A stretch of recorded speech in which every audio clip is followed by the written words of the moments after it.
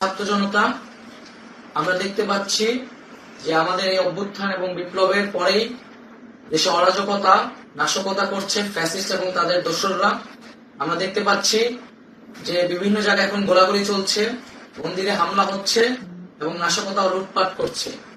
আমরা মনে করি আমাদের যে ছাত্র নাগরিকদের অভ্যুত্থান তাকে নস্যাৎ করার জন্যই পরিকল্পিতভাবে এই ধরনের ঘটনা ঘটানো হচ্ছে। আমরা মুক্তিকামী ছাত্র জনতাকে সজাগ এবং সতর্ক থাকতে আহ্বান জানাচ্ছি এবং আমাদের যে অন্তর্বর্তীকালীন সরকার, আমরা সেই সরকারের যে প্রস্তাবনা 24 ঘন্টার সময় নিয়েছিলাম, জরুরি পরিস্থিতি মোতাবেক আমরা এখনই তার একটি রূপরেখা ঘোষণা করছি।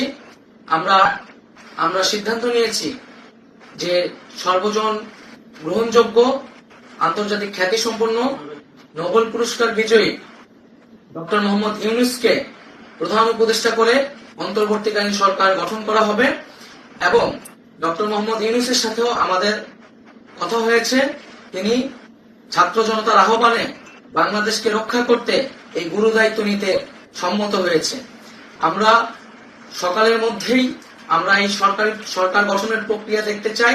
রাষ্ট্রপতির কাছে আহ্বান থাকবে যে দ্রুত সময়ের মধ্যে ডক্টর মোহাম্মদ ইউনূসকে প্রধান উপদেষ্টা করে অন্তর্বর্তীকালীন সরকার গঠন করা হোক এবং এই অন্তর্বর্তীকালীন সরকারের বাকি সদস্যদের নামও আমরা সকালের মধ্যে ঘোষণা করব।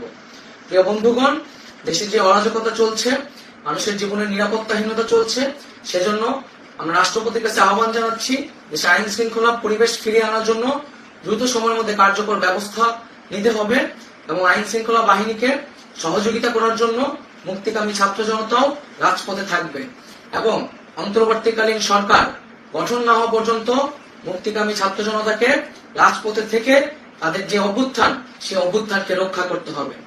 প্রিয় বন্ধুগণ, আমরা রক্ত দিয়েছি, শহীদ হয়েছি।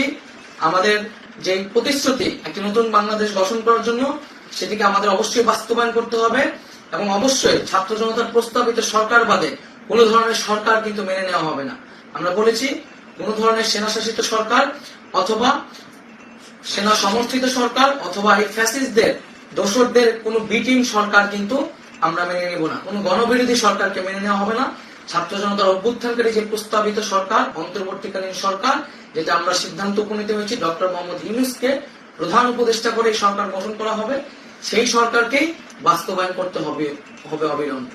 আগামীকাল সকাল থেকে সকলকে আহ্বান জানাচ্ছি রাজপথে থাকার জন্য এবং আমাদের যে সাম্প্রদায়িক সম্প্রীতি এবং রাষ্ট্রীয় সম্পদ রক্ষা কমিটির ঘোষণা হয়েছে বৈষম্যবিরোধী ছাত্র আন্দোলনের নেতৃত্বে সকল পাড়ায় পাড়ায় এলাকায় এলাকায় সেই কমিটি পাহারায় থাকবে। আমাদের সংখ্যালঘু কমিউনিটিকে আমাদের রক্ষা করতে হবে, রাষ্ট্রীয় সম্পদ এবং এই দেশকে রক্ষা করতে হবে আমাদের।